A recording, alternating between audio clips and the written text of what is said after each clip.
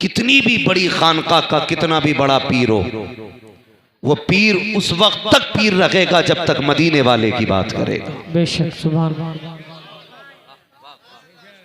हम पीर को पीर भी इसलिए मानते हैं क्योंकि वो हमारा रिश्ता मदीने वाले से जोड़ता है। सुभान अल्लाह। हमने गलतियां की हैं, हमने नाअहलों को पीर बनाया और हमने हाथ चूमने को सबसे बड़ी बहस समझा है। आपसे इतनी गुजारिश है, पीर बनाने से पहले चेक किया करो इसे नबी का दिया हुआ कुरान आता है कि नहीं। हमारे पास सबसे बड़ी किताब कुरान है, आज वो ही नहीं आती है। हम खतीबुल हिंद भी बन गए, अल्लामा फहामा भी कहलाए, लेकिन हमें कुरान नहीं आया। जहां तक मैं जानता हूं, नहव हो, सर्फ हो, फलसफा हो, जितने भी फनून है ना, ये सारे इसलिए पढ़ाए जाते हैं ताकि कुरान को हम समझ पाए। इसलिए सारे फनून पढ़ाए गए ताकि हम कुरान समझ पाए। और आपको अगर कुरान ही नहीं आता तो आपको क्या आता है? अगर कुरान ही आपको नहीं आता तो क्या आता है? ये कड़वी सच्चाई है। हमारे मुआशरे में जलसे बहुत हैं, उर्स भी बेहिसाब होने लगे। पतंगा मर गया तो मजार बन गया, मलंगा मर गया तो मजार बन गया। मजार भी जरा कम बनाओ। मैं वहां भी नहीं हूं, तुम में सबसे पक्का बरेलवी हूं जी, लेकिन ये कम करें आप काम। जी। हरेरे गहरे न तू खैरे के मजार बनने लगे, फिर मजारों की अहमियत क्या रह जाएगी? और हालात देखिए मजारों के, एक मजार पर 150 चादरें, मुजाबर का कमरा भर गया चादरों से, फिर भी दे चादर ले चादर। मुझे एक बात बताओ, मसलक के आला हजरत तो यह है कि जिस मजार पे एक चादर पहले से पड़ी हो, अब वहां दूसरी चादर की जरूरत नहीं है। बेशक। ये क्या है? बोले ये क्या है? मसलक के आला हज़रत। जिस मजार पे एक चादर पहले से पड़ी हो, वहां दूसरी चादर चढ़ाने की इजाजत नहीं है, इसलिए कि 70 चादरों से बुजुर्ग की सर्दी नहीं मिटाई जाएगी। इसलिए कि अगर वो अल्लाह वाला है तो उसे तेरे पंखे की जरूरत नहीं है। अल्लाह ने उसकी कब्र में जन्नत की खिड़कियां खोल रखी है। सुभान अल्लाह। और अगर सितम करके गया है तो तू जितने चाहे उर्स करा ले, लठिया जब तक रब चाहेगा तब तक बराबर चलेगी। अल्लाह बराबर डंडा चलना है जब तक रब चाहेगा। हालात हमारी कौम के देखो, बड़ी तकलीफ हुई, बताया गया। कहने लगे कुछ आशिक चले हैं। मैंने कहा कहां से? कहा 350 किलोमीटर से अजमेर शरीफ 700 मीटर की चादर लेके जा रहे हैं। मेरा सर चकराने लग गया, या अल्लाह इस कौम को हुआ क्या है? 350 मीटर से 350 किलोमीटर से 700 मीटर की चादर लेके चलने वालों, मुझे बताया जाए ये जो 700 मीटर की चादर लेके गए, मैंने कहा यार तब तो सारे हाजी होंगे, सारे नमाजी होंगे, सारे तहज्जुद गुजार होंगे। बताया गया एक ने भी एक जगह रुक करके एक सजदा अपने रब को नहीं किया। क्या करोगे ऐसी चादरों का जो तुम्हें मस्जिद तक नहीं जाने देती? क्या करोगे ऐसी चादरों का जो तुम्हें रब के आगे झुकने नहीं देती? अल्लाह की इज्जत की कसम खा के कहता हूं, जब तक खुदा राजी ना हो कोई पीर तुम्हें उस वक्त तक कुछ नहीं दे सकता। नारे तकबीर, नारे खड़े हो जाइए, खड़े हो जाइए। के हवाले से बात की थी, आप माथे की निगाहों से देख रहे हैं माशाल्लाह। हजरत का तारुफ मैं क्या, मेरी औकात क्या, मैं कराऊं? मैं बस इतना चाहता हूं, जानता हूं कि हजरत की वो ज़ात है जिन्हें मेरे मुर्शिद गिरामी सरकार ताजुल शरिया खुशबू से पहचान लिया करते। सुभान अल्लाह, सुभान अल्लाह। और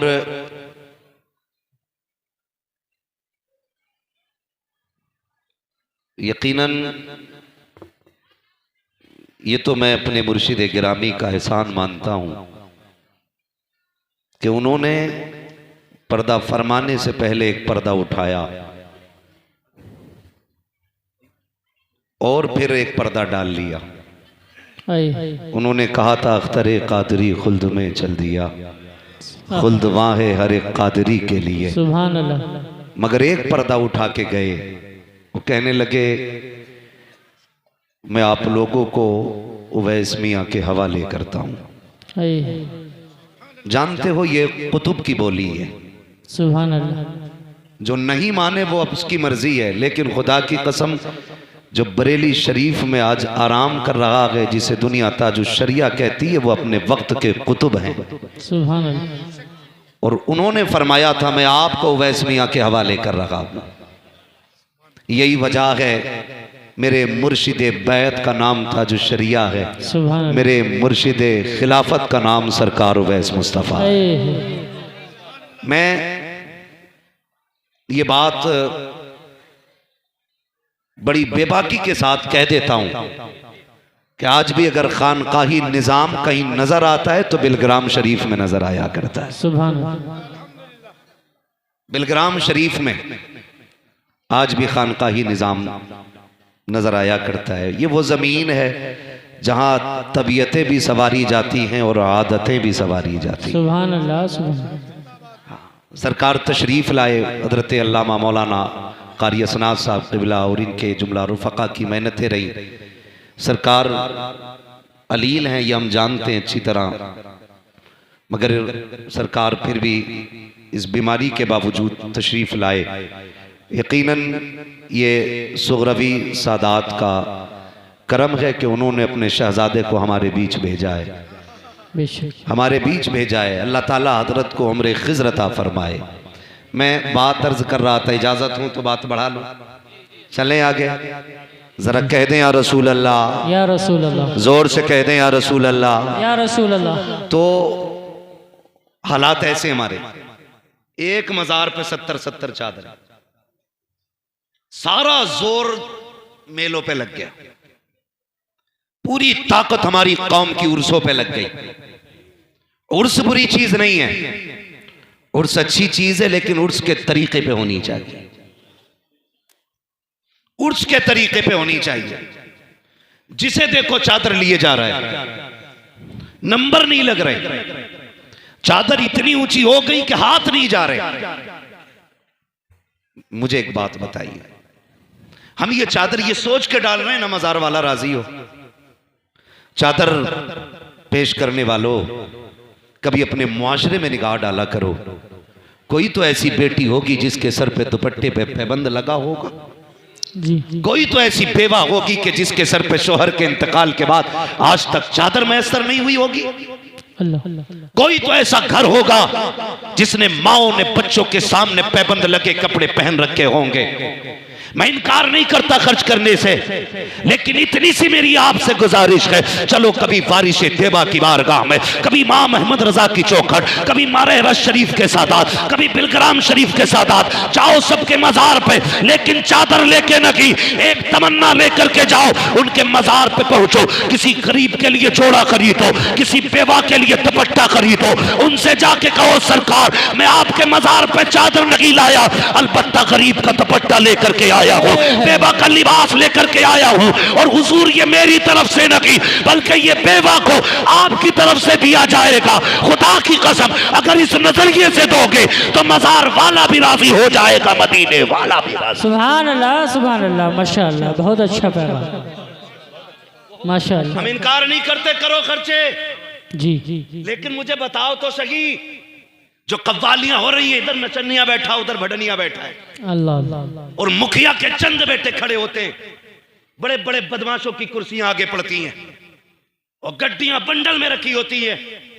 कहता डट के जवाब देना, डट के हारना नहीं है, उससे गैरत आनी चाहिए। कोई भी इतना बेगैरत नहीं होगा जो अपनी बहन बेटी को 50 लोगों के सामने तमाशा बना के बैठाए। मैं पूछना चाहता हूं, अगर हमें बहनों की इज्जत इतनी प्यारी है कि हमारी बहन पे किसी की निगाह ना पड़े, जब किसी की बेटी को मिंबर पे बैठाने के बाद, जब किसी की बेटी को ऊंची जगह बैठाने के बाद अपनी नजरें सेकी जाती हैं, उस वक्त गैरत कहां मर जाया करती है। जब किसी की हसीन आवाज पर वाह वाह कह के दाद दी जाती है, तब इंसानियत का जनाजा क्यों निकल जाया करता है। मैं पूछना चाहता हूँ, अगर हमें अपनी बेटियों की इज्जत प्यारी है, फिर जो ये कपड़े उतार के नाच रही है, ये भी तो किसी की बेटी है। जिसने सर से दुपट्टा उतार दिया है, ये भी किसी की बेटी है। पूछ तो सही उससे किस चीज ने ला के नाचने पे मजबूर किया है। कोई कहेगी बाप नहीं है इसलिए घर चलाने के लिए डांस करना पड़ रहा है, कोई कहेगी माँ बाप बीमार है दवा के लिए आके कपड़े उतारने पड़े। और तुम्हें खुदा का वास्ता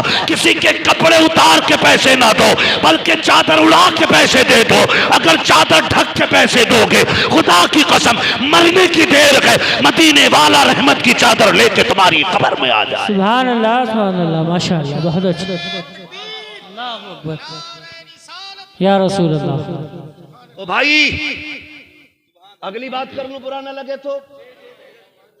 मेरी तकरीर तबे यार को बेचैन करती है, सबब क्या है वही कहता हूं जो दिल पर गुजरती है। जाओ जाके चेक करो पूरा इलाका। मौलवियों को कहते हैं दकियानूसी बातें इनकी, पुरानी जमाने की सोच रखते हैं। दावे के साथ कहता हूं, जहां आज भी बड़ा बड़ा साइंटिस्ट ना पहुंच सका, वहां आज भी हुजूर के दीन का आलिम बैठा है। सुभान अल्लाह। किसे कहते हो आप? कहां तक देख सकते हैं? ये सिर्फ इतना देख सकते हैं कि प्लस माइनस मिला करके बस, मगर पूछ कभी सरकार की चौखट पे आके ये वहां तक देख लेते हैं जहां तक किसी की रसाई नहीं हो पाती है। क्यों? जानते हैं दीवाने की नजरों को जहां देख रहा है, दीवाना खुदा जाने कहां देख रहा है। दीवाना खुदा जाने कहां देख रहा है। ये कंडीशन है हमारी। जाओ जाके देखो, जिन्होंने जिंदगी में दीन का रत्ती भर काम नहीं किया, पूरी जिंदगी भांग पीते रहे। अब तो कलंदरों का भी मैयार अलग हो गया, जो जितना बड़ा नशेड़ी है उतना बड़ा कलंदर कहा जा रहा है। अस्तगफुरुल्लाह। ये हालात है। जो पूरा पूरा दिन धुते नशे में, कह रहा कलंदर मलंग, अली का मलंग, अली के मलंग तेरे जैसे होते। हाँ, और जितने चरसिए पीर उनके भांगी मुरीद। जी सच है। नशा उतर रहा ना उसका। जी बेशक हक है। हाँ भाई, ऐसे चरस मार मार के बैठे हैं और नौजवान बहता चला जा रहा है। यार मेरा पीर बड़ा अच्छा है, उसके यहाँ जाओ तो सुट्टा मिलता है, सुल्पा मिलता है। गैरत आनी चाहिए। इस नशे में डूब गए तुम, जो तुम्हें नालियों में गिराता है, जो तुम्हें पेशाब में गिराता है, जो तुम्हें गोबर में गिराता है, वो नशा क्यों भूल गए हो जो सिद्दीक अकबर को मदीने में दिया गया, जो फारूक आजम को पिलाया गया, जो उस्मान गनी को पिलाया गया, जो मौला अली को पिलाया गया। इस नशे की बात करते हो जो वजूद मिटा देता है, उस नशे पे चलो जो खुदा की कसम यहां से उठा के मदीने का मेहमान बना देता। नारे तकबीर, नारे रिसालत, उलमाए अहले सुन्नत, जश्ने दस्तार बंदी हुजूर वैसमिया साहिब क़िबला। नारे तकबीर, नारे रिसालत। सुभान अल्लाह, सुभान अल्लाह। इसकी कोई दुकान नहीं चलती, वो सैयद बन के बैठ जाता। हद हो गई भाई। अब्बा तेली था, दादा बढ़ई था, नाना धोबी थे, बंदा अब देखो सैयद हो गया। ऐसा लग रहा चकबंदियों में निकल निकल के आ रहे हैं। हाँ जी, जहां देखो वहीं सैयद। कर क्या रहे? क्या अभी हजरत शतरंज खेल रहे थे। सैयद ऐसे होते? तुझे बताऊं, सैयद ऐसे होते। सुभान अल्लाह, अल्लाहू अकबर या रसूल अल्लाह। सैयद ऐसे होते हैं, तुम्हारे मुंह से जो निकली वो बात हो के रही। भाई, हुजूर के नस्ल के शहजादों के रंग ही अलग होते, रंग ही अलग होते। मैं हैरत में था, एक पीर को देखे कह रहा तुम्हें पता पीर की ताबेदारी कैसी होनी चाहिए? मुझसे कह रहा मौलाना इन्हें बताओ पीर की कैसे फरमाबरदारी की जाती है। तो मैं उसका मुंह देख रहा था, मैं सोच रहा था इसकी दुकान मद्दी पड़ गई भाई।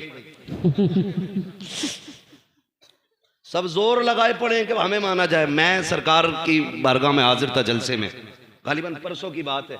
सरकार के मुंह से एक जुमला निकला, मैं बस सुन के सोचता रह गया। सरकार ने फरमाया, लोगों अगर किसी को खुशी ना दे सको तो किसी को दुख भी ना देना। सुभान अल्लाह, बेशक। फरमाया था ये मेरा आज का सबक है तुम्हारे लिए, किसी को अगर सुख ना दे सको तो दुख भी ना देना। कितने सोचते हैं यार ऐसा, कितना सोचते हैं। ये लोग हैं, ये अलग बात है, खामोश खड़े रहते हैं, फिर भी जो लोग बड़े हैं वो बड़े रहते हैं। ऐसे असलाफ से मिलता है हमारा शजरा, जिनके कदमों में कई ताज पड़े रहे। सुभान अल्लाह, सुभान अल्लाह, माशाअल्लाह। जिंदाबाद, जिंदाबाद,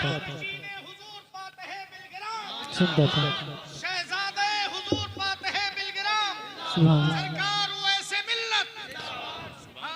सुभान अल्लाह। हालात देखो हमारे, हमारा इलाका चौपट कर दिया।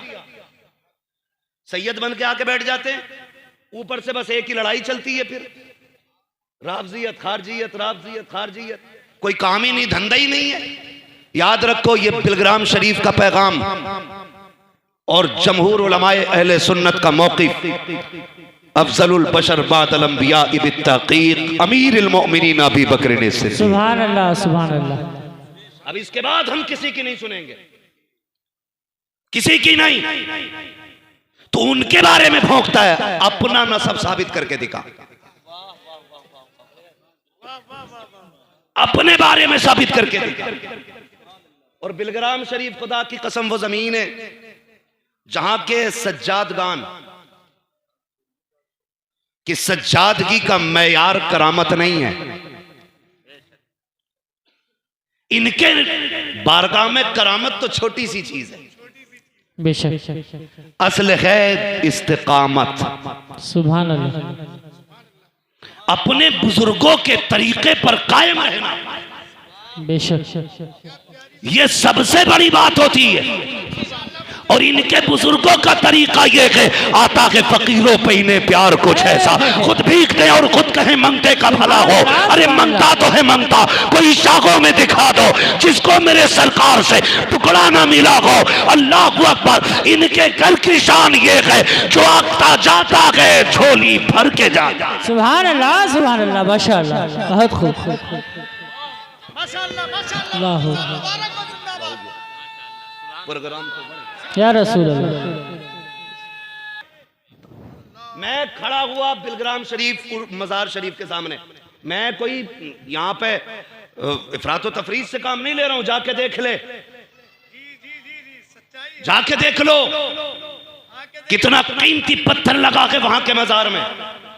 जी, मैं माफ फरमाया जाए, सरकार के कमरे में बैठा ना, हाथ का पंखा था, हाथ का पंखा।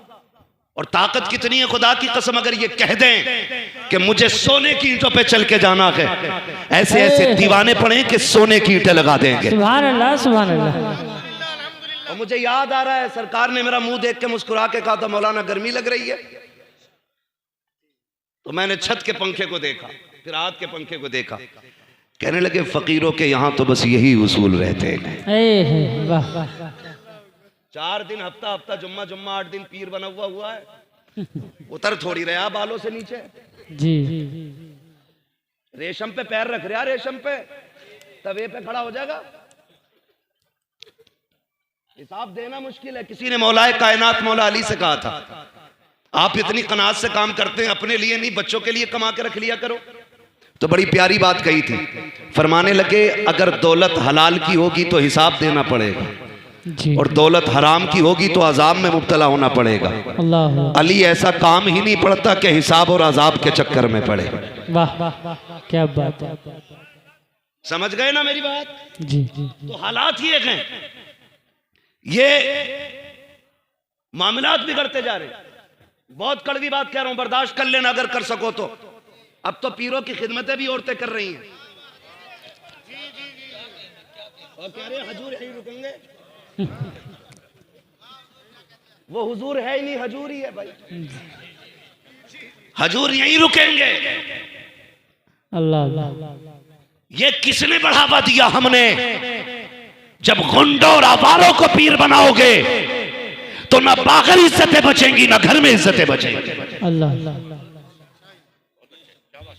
ऐसे लोगों को पीर क्यों बनाते हो? जिसने बाप के इंतकाल पे कुर्सी ले ली हो, बैठ गया हो, जिसे कलमा तक ना आता हो, जिसे बिस्मिल्लाह का तलफ्फुज दुरुस्त ना आता हो, तुमने उसको जिम्मेदारियां दे दी हैं। जब ना अहलों को तुम मिंबर दोगे, कुर्सियों से नवाजोगे, तो फिर वो शरीयत की बात नहीं करेंगे, सिर्फ तबीयत की बात करेंगे। हर जगह पर चादर की फजीलत, हर जगह मज़ारों की फजीलत है। मैं इनकार नहीं करता हूँ, लेकिन कहना यह चाहता हूँ, तुम उर्सों के जितने चाहो जलसे कर लो, एक एक कपाली के अंदर 10-10 लाख उठाने वालों, अगले दिन वाह का इंतजार करने वालों, मुझे बताओ तो सही, हमारी कौम के अंदर कितने IAS हैं, कितने IPS हैं, कितने MBBS हैं, कितने PUMS हैं? जरा तलाश करो जाकर के। आज मत्थे पर सर दीवारों पे मार के कहते हो हमें लूटा जा रहा है, हमें तबाह किया जा रहा है। खुदा की कसम, पावर उसकी होगी जिसके हाथ में कलम होगा, आगे वो बढ़ेगा जिसके पास तालीम होगी। जो सिर्फ पैसा अपना कव्वाली और चादरों में लगाएंगे,